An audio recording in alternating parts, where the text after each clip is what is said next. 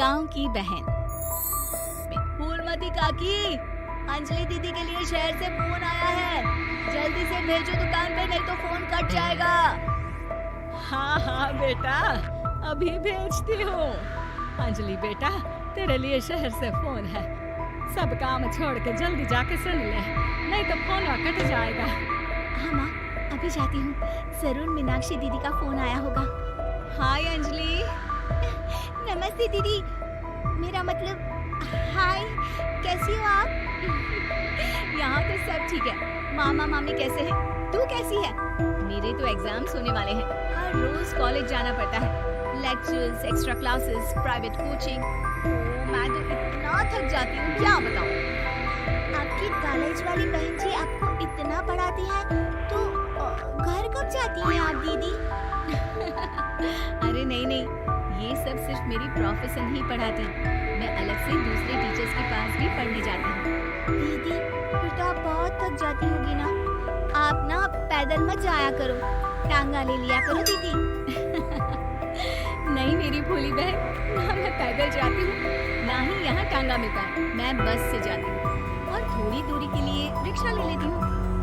सच्ची? वहाँ पर टांगे नहीं, बस चलती है? वाह, वो भी हर रोज? हमारे गांव में भी बस आती है, दिन में 2 बार। यही तो खास बात है शहर की, यहाँ बसें पूरा दिन दौड़ती हैं सड़कों पर, और सिर्फ बसें ही नहीं, कार, स्कूटर और ट्रक भी, और तो और थोड़ी दूरी पर तो हवाई जहाज भी है, जहाँ से हवाई जहाज आसमान में उड़ते हैं। अच्छा दीदी, मैं फोन रखती हूँ, बुआ जी फूफा जी को मेरा नमस्ते कहना। हाँ माँ, हम लोग शहर में क्यों नहीं रहते?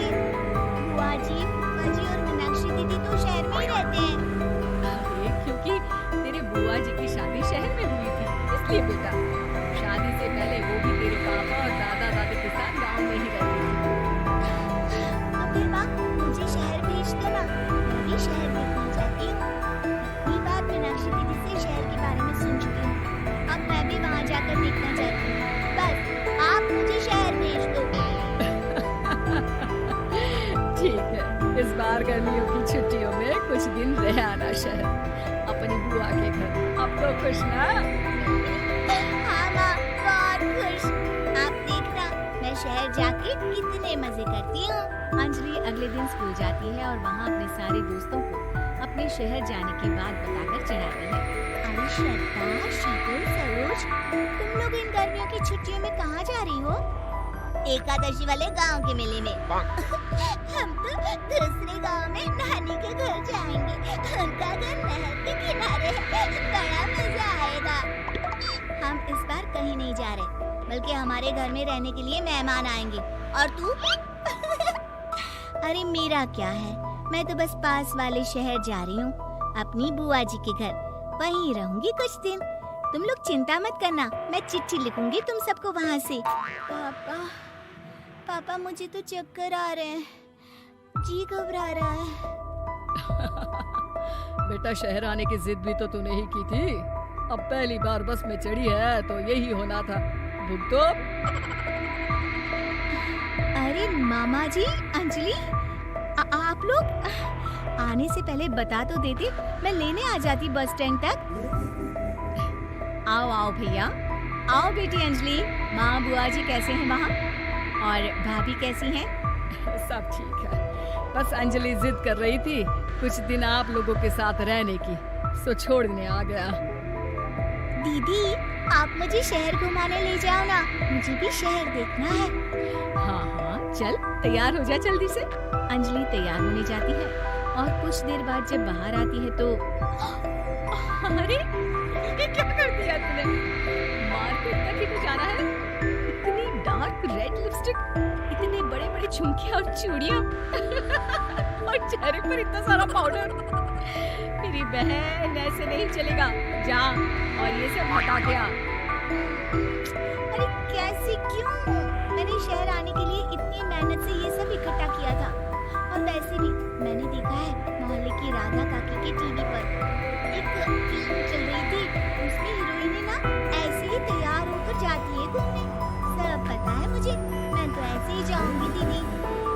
अंजलि शहर की बच्चाओं को देखकर बहुत हैरान और खुश होती है। ऊंची ऊंची इमारतें, सड़क पर दौड़ती गाड़ियाँ, बड़ी बड़ी दुकानें, उसकी एक्साइटमेंट का ठिकाना नहीं था। दीदी, ये छोटा सा कमरा सड़क के किनारे क्यों रखा है? इसमें कौन रहता होगा? ये कमरा नहीं, पीसीओ है, पीसीओ। यहाँ पर लोग फोन करने आते हैं, सिक्का डालकर। हमारे गांव में तो दुकान पे ही जाते हैं बात करने। अच्छा चल, मुझे रेस्टोरेंट में खाना खिलाने ले चलो। Excuse me, 2 plate noodles please and 2 Cola. Meenakshi को ऑर्डर प्लेस करते हुए अंजलि बहुत ध्यान से देखती है और थोड़ी ही देर में ऑर्डर लेकर वेटर आ जाता है और खाना टेबल पर रख देता है। ये लंबी लंबी सेवइयां खाते कैसे है दीदी? और इसके साथ कोई अचार, प्याज, मूली कुछ भी नहीं दिया। बस ये छोटा सा पेट खुजाने वाला दे दिया है।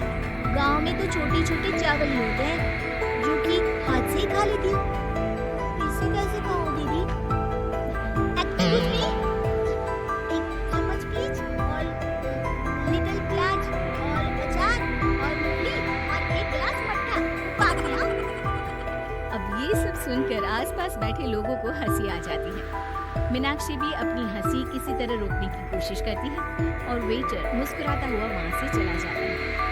अंजलि समझ नहीं पाती कि सब किस बात पर हंस रहे थे, लेकिन वो छींक जाती है।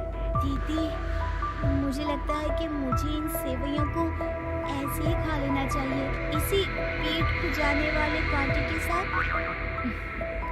एक काम कर, तू मुझे खाते देख, जैसे मैं खाऊं तो भी वैसे ही खा ले। ठीक है दीदी। अंजलि खाते खाते नूडल्स में सिरका ज्यादा डाल देती है, फिर ऊपर से नमक दानी से खेलते हुए काफी नमक भी अनजाने में छिड़क लेती है। अरे ये क्या क्या खा लिया? अरे हाय हाय, कितना कड़वा है। पानी पानी, ये काला शरबत ही पी लेती हूँ। और जल्दबाजी में अंजलि जल्दी जल्दी कोला पी लेती है, जिससे उसके नाक में झनझनाहट होती है। दीदी, मुझे ले चलो यहाँ से। मैं ये सब शहरी खाना नहीं खा सकती। अब शर्म के मारे मीनाक्षी अपनी बहन को वापस घर ले जाती है और कहती है कि देख अंजलि, माना कि शहर और गांव एक दूसरे से बहुत अलग है, लेकिन इसका मतलब ये नहीं कि हमेशा शहर ही बेहतर हो और उस वजह से हमें वो सब करना पड़े जो हम नहीं कर सकते। शहर में सहूलतें तो है, पर चुनौतियाँ भी हैं। हम जहाँ भी रहें, हमें कभी अपने आप को कम या ज्यादा नहीं समझना चाहिए। और किसी भी नई जगह में ढलने में समय लगता है, उसके लिए तुम्हें दूसरों की नकल करने की कोई जरूरत नहीं है। बेटा, घूम लिया शहर या अभी और घूमना है? नहीं पापा, मैं अपनी गलती समझ गई हूँ। आप गांव ही ले चलिए मुझे।